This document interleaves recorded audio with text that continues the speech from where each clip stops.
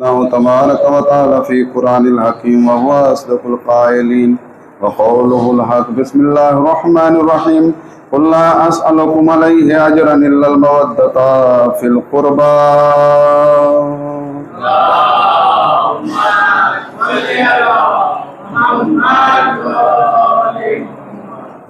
अज़ान मोहतरम, बरादरान अजीज, पहली मरतबा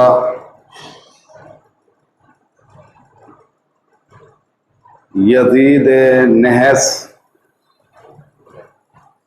की हलाकत के मौके पर पढ़ने का शरफ हासिल मिला है। लिहाजा फ़ुरूए दीन 10 हैं, उन 10 में आखिरी जो है वो 9 तवल्ला और 10वें तबर्रा।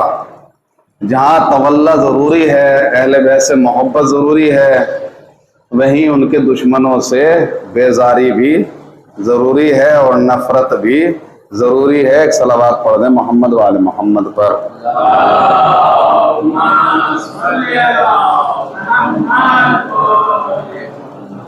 अहले बैत के चाहने वालों की बहुत बड़ी कुर्बानी है। मीसम तम्मार, अबू ज़र, सलमान, जितने भी सहाबा और उनके बाद जितने आने वाले, जनाब मुख्तार का जिक्र जो है वो मूसा भाई ने किया था, लेकिन जनाब मुख्तार का जिक्र इतना बड़ा है, तारीख इतनी लंबी है, मुख्तार नामा इतना बड़ा है कि उसको मुकम्मल करना एक तकरीर में नामुमकिन है। अज़ान मोहतरम, जनाब मुख्तार के मुतालिक अभी नहीं, उलमा में इख्तलाफ रहा है और उस इख्तलाफ पे मैं गुफ्तगू भी करना नहीं चाहता और उसको मैं छेड़ना भी नहीं चाहता। बड़े बड़े उलमा जो है वो उस गुफ्तगू को छेड़ते हैं, यहाँ तक कि अल्लामा हिल्ली ने भी उस गुफ्तगू को छेड़ी है। बहरहाल इतना वक्त भी नहीं है मेरे पास कि मैं उस गुफ्तगू को जिक्र करूं और उस इख्तलाफ को बयान करूं, उसको वक्त बहुत दरकार है। लिहाजा उस पहलू को जो है वो मैं छोड़ रहा हूं जनाब मुख्तार के। क्योंकि अज़ान मोहतरम, करबला के वाक़े के बाद दुश्मनाने अहले बैत के जहन में यह भी सवाल उठता है कि क्या 72 ही थे अहले बैत के चाहने वाले और नहीं था कि जो करबला में। अच्छा, कभी कभी ये शिया भी जो है वो सवाल कर लेते हैं और उनके भी जहन में आ जाता था सिर्फ और सिर्फ इमाम के चाहने वाले 72 ही थे। ऐसा नहीं था अज़ान मोहतरम, सिर्फ 72 ही नहीं थे। इब्ने जियाद और यजीद ने करबला के लिए बहुत बड़ी तैयारी की थी।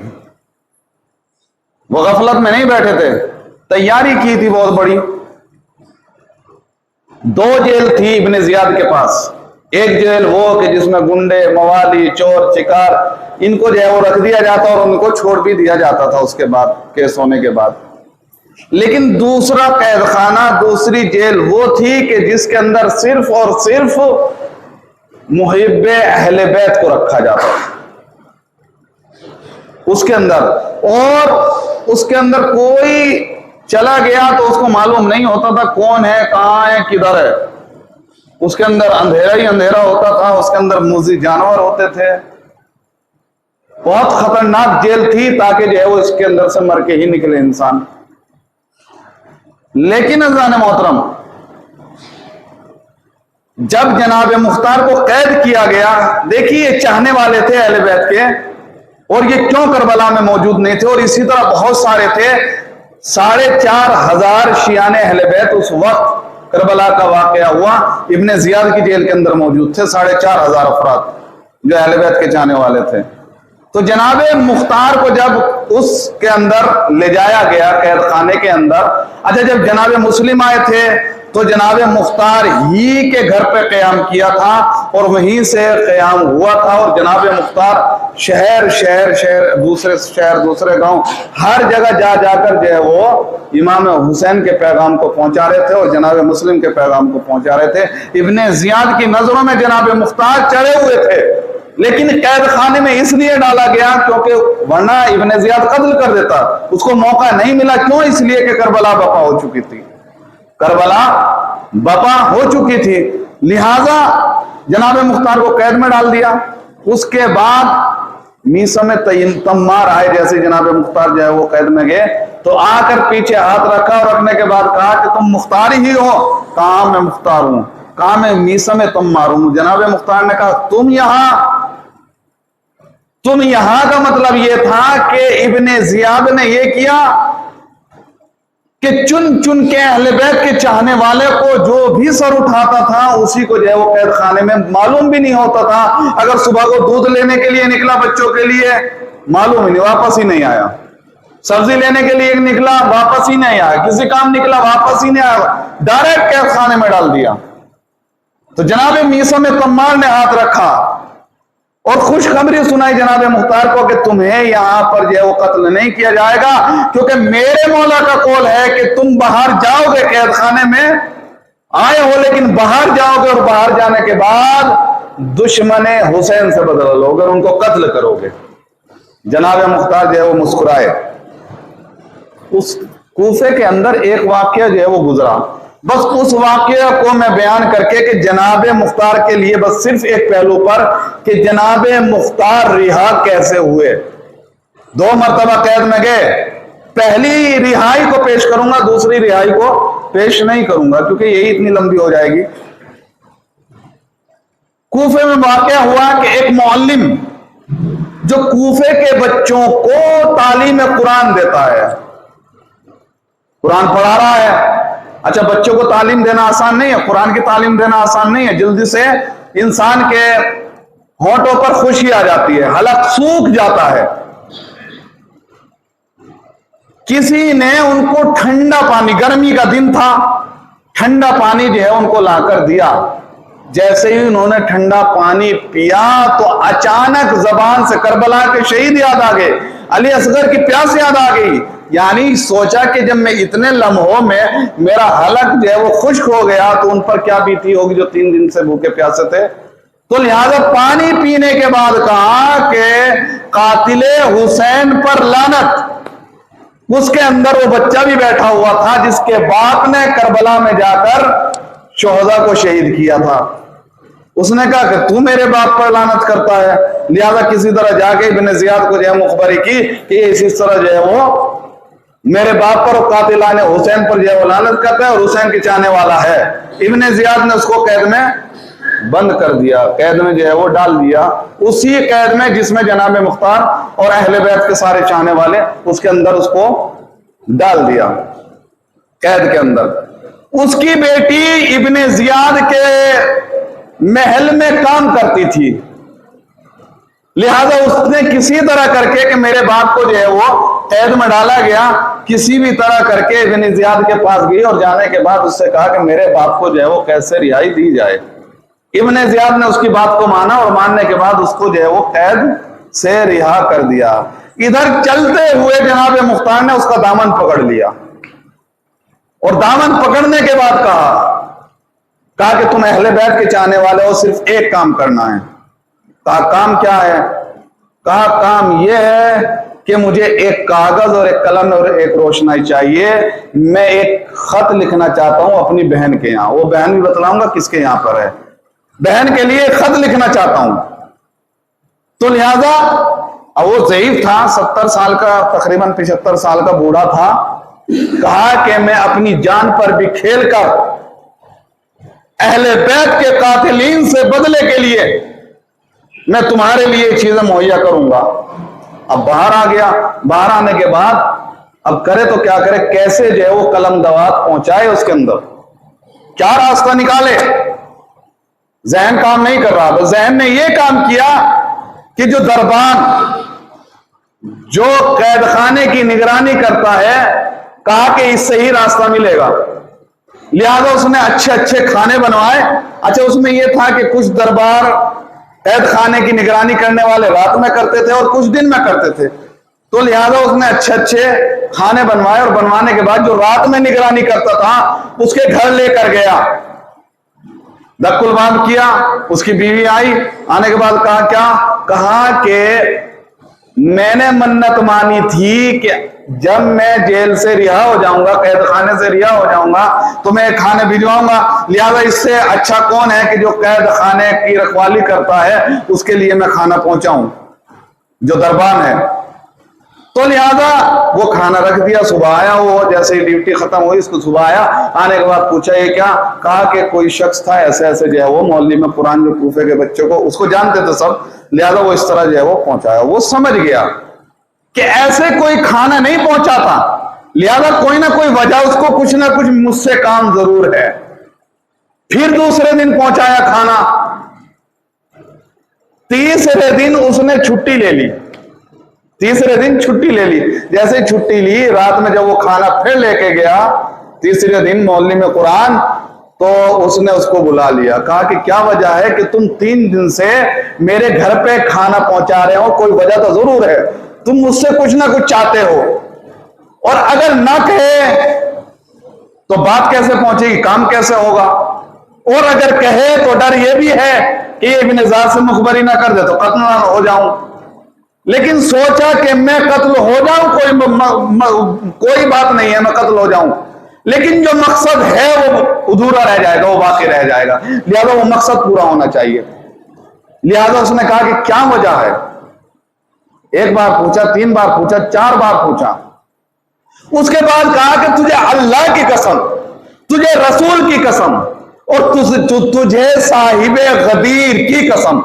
जब उसने ये कसम दी, अब वो समझ गया कि ये अहले बैत के चाहने वाला है। अब बैठकर बात होने लगी, कहा कि इस तरह जो है वो मुझे कलम दवात और रोशनाई जो है वो कैद खाने के अंदर पहुंचानी है। उसने कहा बड़ा मुश्किल काम है, बहुत मुश्किल काम है। बातें हुई, कहा कि 30 दारोगा जिंदान रात में रहते हैं और 30 दिन में रहते हैं, लेकिन वो 30 एक कबीले के नहीं हैं, अलग अलग कबीले के हैं, 30 के 30, और 30 के 30 एक दूसरे से इतनी दुश्मनी रखते हैं, बहुत ज्यादा दुश्मनी रखते हैं। लिहाजा काम तो मुश्किल है, लेकिन तुम्हें एक काम करना पड़ेगा। मौलवी में कुरान कहा क्या, कहा ये काम करना पड़ेगा तुम्हें कि तुम्हें मुझसे मार खानी पड़ेगी। मैं तुम्हें कोड़े भी मारूंगा, मैं तुम्हें हाथ से भी मारूंगा, मैं तुम्हारा अमामे भी फाड़ दूंगा, कपड़े भी फाड़ दूंगा, गिरबान भी पकड़ लूंगा, और इतनी सख्ती करूंगा तुम्हारे ऊपर, और हकीकत में करूंगा, लिहाजा वो तुम्हें बर्दाश्त करनी पड़ेगी। हालांकि ये मुश्किल है मेरे लिए, क्यों, इसलिए कि वो 75 साल के मौलवी में है, उम्र में बड़े हैं, और वो तकरीबन 30-35 साल की उम्र के रहे होंगे। मुश्किल है मेरे लिए, लेकिन काम तो करना है। कहा ठीक है। इतने में बात करते करते सुबह की अजान हो गई। जब सुबह की अजान हो गई, खामोश हो गए, अजान जब सुनी तो खामोश हो गए। उसके बाद फिर बात जो शुरू की तो वो धीमी आवाज से शुरू की, ताकि आने जाने वाले मस्जिदों में जा रहे हैं वो सुन न ले। देखिए खुदा कहां मदद करता है, अभी मुखबिर का भी मालूम हो जाएगा। कहा ठीक है। उसने कहा कि मैं तुम्हें अजियत दूंगा, मारूंगा, क्यों, इसलिए कि वो मेरे से 29 के 29 मेरी बात पर अमल नहीं करेंगे, जो मैं करूंगा वो मुखालफत करेंगे मेरी। जब मैं तुम्हें अजियत दूंगा तो वो तुमसे मोहब्बत करेंगे, जो तुम्हारा मकसद होगा उस पर अमल करने की कोशिश करेंगे मेरी मुखालफत में। तो इस तरीके से वो सामान अंदर जा सकता है। कहा ठीक है। कहा कि तुम खीरे लेके आना, ककड़ी लेके आना खाना में साबुत, और बादाम लेके आना, सुखड़े हुए बादाम वो लेके आना, जो बादाम के अंदर गिरी होते हैं वो वाले बादाम लेके आना। ये सारे मेवे, ये ककड़ी वगैरह, ये सब खाना लेके आना। वो खाना लेकर जो है वो पहुंच गया जिंदान के दरवाजे पर। जैसे ही मौलवी में कुरान पहुंचा जिंदान के दरवाजे पर, अब बात तो तय थी, वो मामला शुरू हो गया। 29 के 29 ने पूछा ये क्या है। 30वें से जो बात शुरू तय हुई थी, उसने कहा मैं जाने नहीं दूंगा इसको, और मैं तुम्हें मारूंगा, और मारना शुरू कर दिया, सब कुछ कर दिया। तो 29 के 29 उसके खिलाफ हो गए। उन्होंने कहा हम इसके साथ हैं, ये खाने ही तो लेके आया है कैदियों के लिए, इसमें क्या मसले थे। कहा हम अंदर जाने देंगे। कहा कि नहीं, मुझे इब्न ज़ियाद जो है वो सजा देगा। कहा तुम्हें डर क्या है, जब हम 29 राजी हैं तो तुम्हें क्या डर है। तो लिहाजा जाने देते हैं। इतने में मुखबरी होगी इब्ने जियाद को। इब्ने जियाद को मुखबरी की इस मोहल्ले में कुरान के बेटे ने, माफ करना, उस दरोगा ए जिंदान के बेटे ने, क्योंकि उसके घर पे मीटिंग थी, वो सुन रहा था वहां पर। लेकिन देखो मकसद कैसे बाकी रहता है। अब ये सोचने लगे कि मालूम नहीं इसने कितनी बात सुनी होगी, कितनी मुखबरी की और कितनी नहीं की। अब जो है इब्ने ज़ियाद आया, कहा ये खाना कैसा। कहा कि मैंने मन्नत मानी थी कि जब मैं रिहा होऊंगा इस कैद खाने से तो मैं इन कैदियों को खाना खिलाऊंगा, लिहाजा ये खाना लेकर आया हूं, और अगर ज्यादा ही शक है तो चेक कर लो। उसने चेक किया, उसमें कुछ मिला ही नहीं।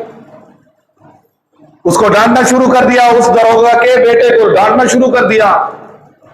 कहा कि तुम चाहते हो कि मेरे हाथों से 2 इंसान कत्ल हो जाए, 2 का खून हो जाए। लिहाजा गुस्से में आने के बाद उस मुखबिर ही का कत्ल कर दिया इब्ने जियाद ने, उसको कत्ल कर दिया। और उसके बाद शर्मिंदा इतना हुआ कि ये कहना भी भूल गया, ये खाना अंदर नहीं जाएगा, इसको वापस लेकर चले जाओ। और वो शर्मिंदगी की हालत में वापस चला गया। उसके बाद वो अंदर जो गया, 4,500 को खीरा और ककड़ी बटना है, उसमें से एक ककड़ी खीरा वो भी पहुंचना है कि जिस मकसद के लिए आया गया उस इंसान के पास पहुंचना है। किस एतबार से 4,500 को, किस एतबार से जो है वो तकसीम किया। वो खीरा जिसमें कलम और दवात था और वो बादाम जिसमें रोशनाई थी, वो सब जो है वो जनाब मुख्तार के पास पहुंचा, चला गया। 3-4 दिन गुजरे। अब ये मोहल्ले में कुरान दरोगा के घर पे गया था। 3-4 दिन बाद अब ये दरोगा आ गया, वो खत लेकर जो जनाब मुख्तार ने लिखा था। आया, आने के बाद कहा कि मकसद ये है। तुम जानते हो जनाब मुख्तार का मकसद क्या है? मौलवी कुरान ने कहा हाँ मैं मकसद जानता हूं। ये खत जो है मुख्तार ने अपनी बहन के लिए लिखा था, जिनका नाम सफिया था, जिनका नाम सफिया था, उनके नाम लिखा था, ताकि बहन को ये लिखा कि मेरे कैद खाने से बाहर निकलने की कोई कोशिश करो और बंदोबस्त करो। कहा ठीक है। अब ये खत ले लिया इसने। अब देखिए पढ़ा लिखा इंसान तो था, मालूम था हो सकता है कहीं इब्ने जियाद ने नजर न रखवाई हो मेरे ऊपर, और जो बॉर्डर लगे हुए जो कूफे से बाहर निकलने के हुदूद होते हैं, गेट होते हैं, वहां पर कहीं इत्तला न दे दी हो कि अगर ये शख्स बाहर निकले तो इसको कत्ल कर दो या कैद खाने में डाल दो। लिहाजा इसने होशियारी क्या की कि इब्ने जियाद के महल पर आया और आने के बाद बुलंद आवाज में कहने लगा लब्बाइक अल्लाहुम्मा लब्बाइक। हज का जमाना भी दूर था हालांकि, लेकिन आज के जमाने के एतबार से तो जहाज से जल्दी चला जाता है, लेकिन वो पैदल का जमाना था तो टाइम लगता था। तो इब्ने जियाद ने आवाज को सुना और उसको बुलाया, कहा सिपाहियों से कि इसको अंदर लेकर आओ। अंदर लेकर गए। कहा कि तू कहां जा रहा है? कहा मैं हज पर जा रहा हूं, मैंने मन्नत मानी है। कहा तूने कितनी मन्नत मानी है? कहा मुझे तेरे से खौफ था, डर लगता था, लिहाजा जब तेरी हैबत इतनी ज्यादा है तो मैंने इतनी सारी मन्नत मानी कि हज पे जाना चाहता हूं। कहा मदीने तो नहीं जाएगा? कहा मदीने नहीं जाऊंगा, मुकम्मल हज करूंगा। उसने कहा कि मदीने मत जाना। कहा नहीं, मुकम्मल हज करूंगा। मुकम्मल हज का मतलब यह था, और हदीसों में भी है कि मुकम्मल हज जब होता है जब तक इंसान मदीने जाकर रसूल के रोजे की जियारत ना कर ले, रसूल की जियारत ना कर ले, जब तक मुकम्मल हज नहीं होता। बहरहाल कहा ठीक है चला जा। गया, सीधा जाकर जो है वो सफिया के घर पहुंचा। सफिया का जो शौहर था अब्दुल्ला इब्ने उमर, उमर का बेटा था अब्दुल्ला, वो उसका शौहर था। लेकिन उसकी बात थी, उसका वजूद था वहां पर मदीने के अंदर। तो कहा कौन? अच्छा उधर वो सफिया याद कर रही है कि मेरे भाई की कोई खबर नहीं आई है, न जाने किस हाल में मेरा भाई होगा। नकुल बात किया, कहा कौन? कहा कि मुख्तार का कासिद। जैसे ही कहा कि मुख्तार का कासिद, अज़ान मोहतरम ये तारीख है, थोड़ा सा तवज्जो से सुने, इसको गौर से सुने कि किस तरीके से कुर्बानियां दी हैं चाहने वालों ने और मोहब्बत करने वालों ने। तो लिहाजा कहा, सफिया ने अपने शौहर को धक्का दिया, जा जल्दी देख कौन है दरवाजे पर। शौहर गया, दरवाजा खोला, कहा कि मुख्तार का खत लेकर आया हूं। मुख्तार का खत पढ़ा कि कैद खाने में इधर बीवी ने कहा, सफिया ने कहा अपने शोहर को कि मेरे भाई को किसी भी तरीके से रिहा कराना है। देखिए बीवियां जो है वो हर चीज मनवा लेती हैं, बीवियां हर चीज मनवा लेती हैं। अगर उनको शोहर, ये बात जो है अगर मेरी माँ बहनें सुन रही हैं तो बहरहाल एक पैगाम यहां पर इस वाक्य में मैं देना चाहता हूं कि बीवियां हर चीज मनवा लेती हैं। अगर उन्हें किसी सोने के सेट की जरूरत होती है तो अपने शोहर पर इतना प्रेशर डालती हैं कि उसके लिए वो सेट मुहैया कर देता है। किसी और दूसरी चीज की जरूरत होती है तो वो इस पर इतना प्रेशर डालती है कि वो उसके लिए वो हर चीज, उसकी बात, हर बात मान लेता है। लेकिन खामोश रहती है तो वहां रहती है कि अगर उनका शोहर वाजिबात पर अमल नहीं कर रहा है, नमाज नहीं पढ़ रहा, तो उस पर जोर नहीं देती, उस पर जोर नहीं देती। अगर इबादत कर नहीं रहा, उस पर जोर नहीं देती। अगर कोई हराम खुदा न खास्ता कर रहा है, उस पर जोर नहीं देती। जब तुम्हारी बात वो सोना खरीद के ला सकता है तुम्हारी जिद पर, तो क्या तुम्हारी जिद पे वो नमाज नहीं पढ़ सकता? क्या तुम्हारी जिद पर वो दूसरी इबादतें नहीं कर सकता? क्या दूसरे ऐब नहीं छोड़ सकता? ये पैगाम था। तो सफिया ने जो है कहा कि अभी खत लिख यजीद को और मेरे भाई की रिहाई का पैमाना जो है वो वहां से पैगाम जो है वो भिजवा। उसने बहाना भरना शुरू किया कि लोग हज पर जा रहे हैं और कौन इतनी दूर जो है वो खत लेकर जाएगा। अब देखिए चाहने वाला जल्दी से बोला, मौलवी में कुरान, बूढ़ा था 75 साल का, कहा कि मैं जाऊंगा, तुम खत लिखो, मैं जाऊंगा वो खत लेकर।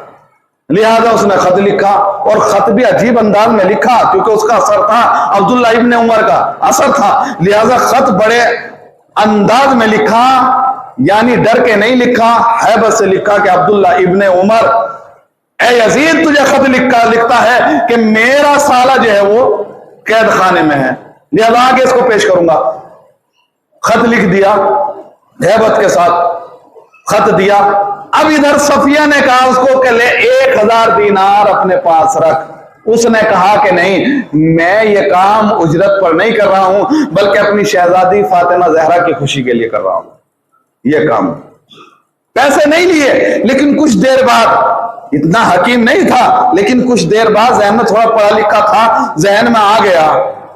कहा कि मुझे 5 दिरहम दे दीजिए, 5 दिनार दे दीजिए। कहा 1000 दे रही थी, कहा 5 दिनार जो है वो खुद मांग लिए। इसकी भी वजह बताऊंगा क्यों मांगे थे आगे चल के। अज़ान मोहतरम, खत लिया और शाम की तरफ जो है वो रवाना हो गया। 18 दिन हो गए, मुसाफिर खाने में रुका है, सुबह को जाता है, शाम को वापस आता है, कोशिश करता है कभी किसी के साथ यजीद तक पहुंच जाऊं, कभी किसी के साथ यजीद तक पहुंच जाऊं, कोशिश कर रहा है। लेकिन 18 दिन में नाकाम रहा, उसकी कोशिश पूरी नहीं हुई, लिहाजा नाकाम रहा। जिस मुसाफिर खाने में रुका था उसी के पास जो मस्जिद थी उसमें नमाज पढ़ता था। अब जब देखा लोगों ने कि 18 दिन हो गए, ये शख्स आता है, आखिर इसकी वजह क्या है, इसकी ख्वाहिश क्या है, इसकी परेशानी क्या है, इसकी मजबूरी क्या है, इसका काम क्या है, आखिर इससे पूछो तो कि क्या वजह है, क्या चाहता है। हो सकता है हम इसकी जरूरत को पूरा कर दे। यही तो वजह है अज़ान मोहतरम के बाद जमात नमाज पढ़ने का हुक्म आया है। यही वजह है ताकि लोग मस्जिद में आए और मस्जिद में इकट्ठे होने के बाद उनको एक दूसरे मोमिन भाई की कोई परेशानी मालूम हो जाए, कोई बात मालूम हो जाए, कौन परेशान है, खैरियत मालूम हो जाए। सही है, एक दूसरे की मुश्किलात को हल करें, यही वजह है इकट्ठा करने की। लिहाजा इमाम को मुअय्यन किया, जो मस्जिद का इमाम था उसको भेजा और भेजने के बाद, जल्दी करके खत्म कर रहा हूं, उसको भेजा और भेजने के बाद का पूछो तो इमाम आया उसके पास, क्या वजह है, क्या परेशानी है, क्या चाहते हो। बताने में डर रहा है कि कहीं ऐसा ना हो जाए कि यजीद का चाहने वाला निकले और मैं कत्ल हो जाऊं। उस इमाम ने कहा मस्जिद के कि अगर तू अहले बैत के किसी मकसद के लिए आया है तो मैं अपनी जान पर भी खेल के तेरी जो है वो मुश्किल को हल कर दूंगा, तेरे उस काम को और तेरे हदफ को पूरा कर दूंगा। अब वो समझ गया कि चाहने वाला है। देखिए अज़ान मोहतरम, ये असर था जनाबे ज़ैनब के खुतबों का, शाम के अंदर भी अहले बैत के चाहने वाला पैदा कर दिया। तो लिहाजा कहा ठीक है, कैसे पहुंचेंगे? उसने कहा कि तुम जाना, वो फला टाइम गुसल खाने के लिए जाता है, हम्माम के लिए जाता है, लिहाजा तुम इस रास्ते से जाना, लेकिन इस रास्ते पर तुम्हें बहुत परेशानी होंगी, कत्ल भी कर दिए जाओगे। कहा क्या परेशानी होंगी? कहा तुम सीधे जाना, तुम्हें हीरे भी रास्ते में मिलेंगे, तुम्हें दिरहम दिनार भी मिलेंगे रास्ते में, तुम्हें दौलत भी मिलेगी, तुम्हें और चीज भी, यहां तक कि तुम्हारी तरफ कोई कत्ल करने के लिए बढ़ेगा भी, बस तुम्हें रुकना नहीं है। ये नहीं कहना हीरे को देख के ये हीरे क्यों पड़े हैं, जो कोई तुम्हारे पे एकदम क्यों अज़ान मोहतरम ये लगाए हुए थे, क्योंकि ताकि कोई जो जाते हैं रोजाना उस रास्ते को, तो उनको तो मालूम है जो अजनबी आएगा तो वो कत्ल हो जाएगा, जो अजनबी आएगा तो वो डरेगा या देख के उसकी तरफ बढ़ेगा हीरे जवाहरात की तरह। तो लिहाजा तुम्हें वो नहीं करना, और ऊपर से सर से टोपी अमामे से लेकर और पैर तक तुम्हें सफेद लिबास में जाना है, बिल्कुल सफेद लिबास पहनना। गया, बहरहाल डरता हुआ वो चला गया। कहा फिर किससे मुलाकात करनी है? कहा कि तुझे एक काले कपड़ों में एक शख्स मिलेगा, उससे मुलाकात करना। लिहाजा चला गया, रास्ते में परेशानी हुई, देखा कि काले लिबास में है, लेकिन डर भी रहा है कि हो सकता है आज जो है वो किसी और ने काले लिबास पहन लिया हो।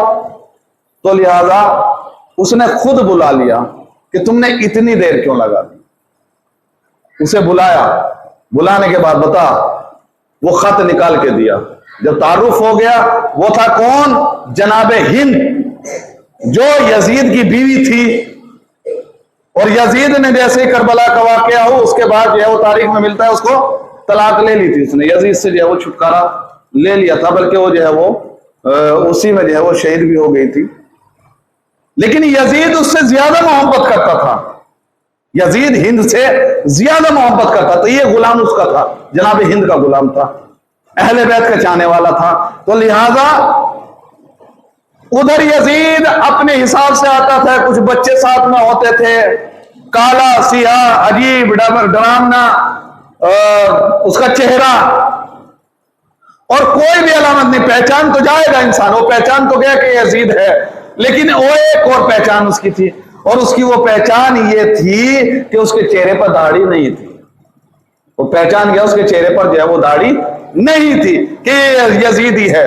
बहरहाल जो है वो गुलाम वो खत लेकर गया उसके पास, यजीद के पास। कहा कि मैं, तू कहता था ना कि जो चीज, एक चीज मांग ले जो तुझे मांगनी है, जो भी मांगेगा वो दे दूंगा।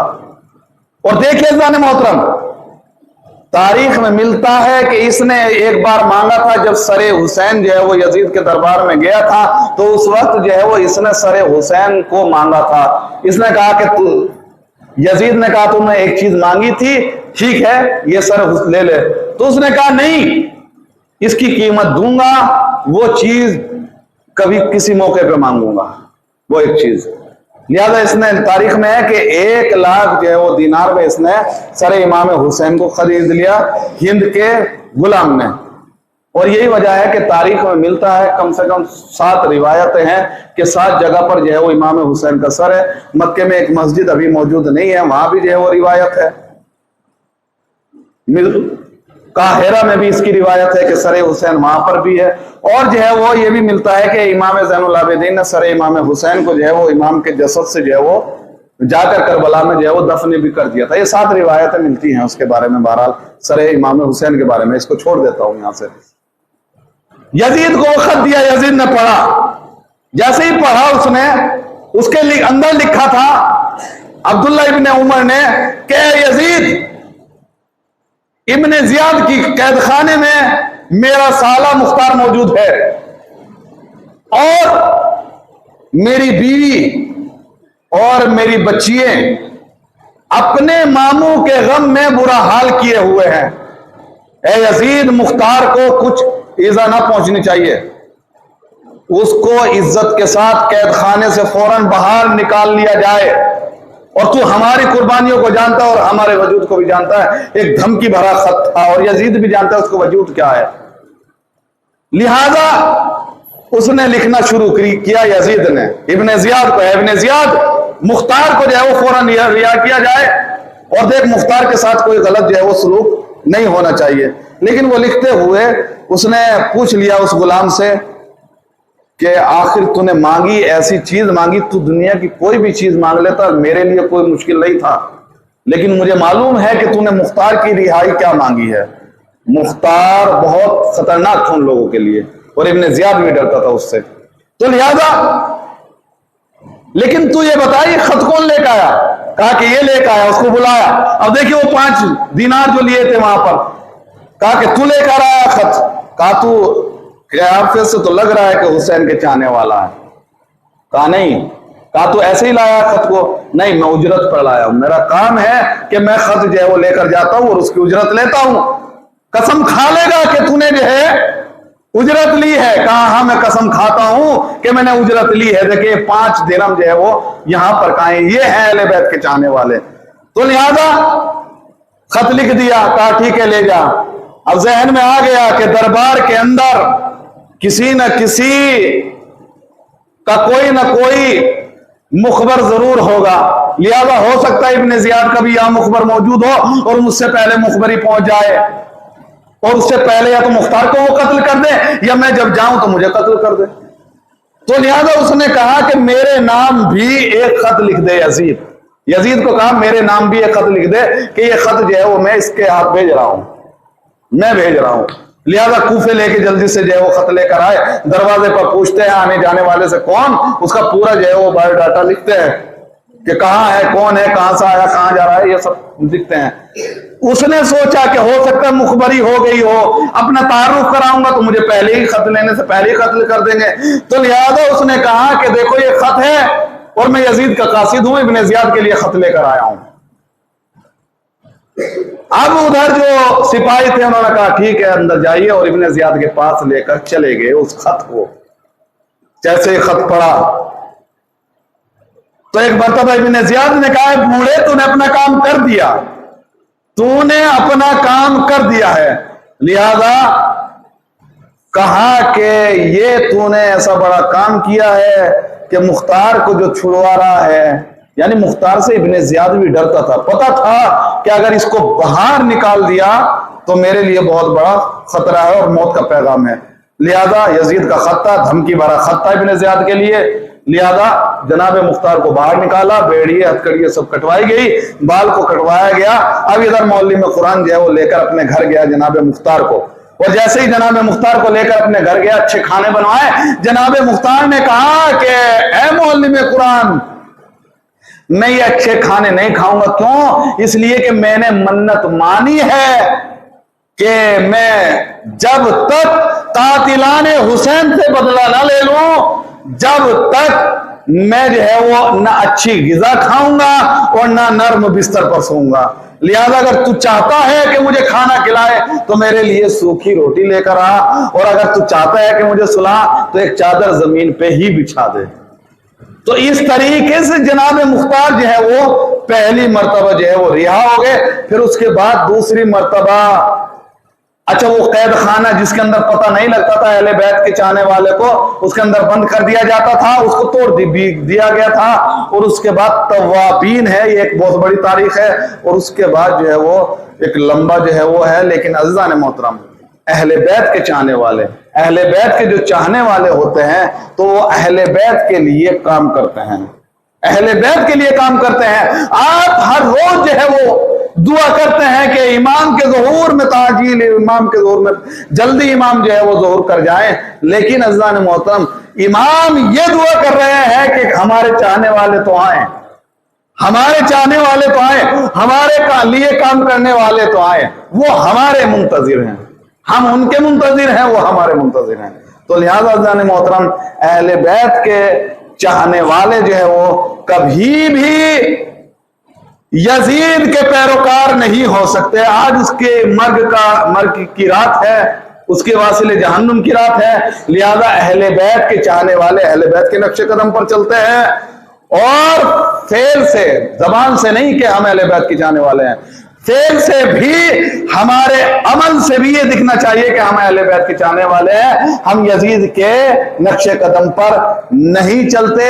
अब यजीद के लिए मिलता है, बस छोड़ के एक दो जुमला, यजीद के लिए मिलता है तारीख में, किसी तारीख में मिलता है कि शिकार के लिए गया था, वहां पर जो है वो घोड़े के पैर से जो है उसकी टांग कट गई और वहां पर जो है वो हलाक हो गया। किसी रिवायत में मिलता है कि उसको एक ऐसी बीमारी हो गई कि पानी ना पिए तो उसके लिए मुश्किल, तकलीफ का बाइस, और अगर पानी पिए तो फिर तकलीफ का बाइस उसके जो है वो पेट आंतों में जो है वो जख्म हो गए थे और उसके अंदर कीड़े पड़ गए थे, सड़ गया था, उसके अंदर बदबू आने लगी थी। और एक तारीख में यह मिलता है कि उसकी एक जोजा थी जो इमाम हुसैन के चाहने वाली भी थी, उसने उसको कत्ल कर दिया खंजर से। क्यों? इसलिए कि जब ये नवासे रसूल का वफादार ना हुआ तो ये मेरा क्या वफादार होगा, उसने उसको कत्ल कर दिया। कुल मिला के किसी तरीके से वासिल जहन्नुम हो गया, उसका नाम लेने वाला कोई नहीं है। अगर उसका कोई हामी भी उठता है आज भी तो वो दुनिया में भी जलील हो जाता है। और अज़ान मोहतरम और यजीद के चाहने वाले और उसके पैरोकार यहां भी जलील होते रहेंगे और आखिरत में भी यजीद होते रहेंगे।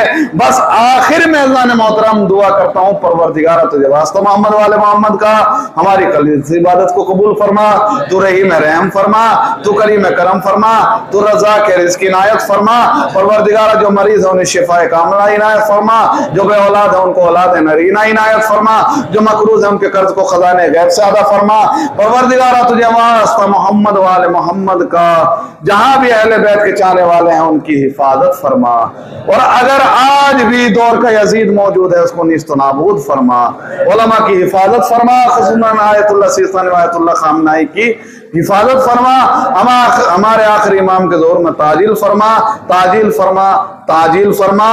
अहले बैत के दुश्मन पर लानत, जिसने हक के फातिमा जहरा को गस्ब किया उस पर लानत, जिसने जहरा पर जुल्म किया उस पर लानत, अव्वल व आखरीन और यजीद तक और जितने भी जालिमीन हैं सब पर लानत। वाखिर दावाना वल्हम्दुलिल्लाहि रब्बिल आलमीन।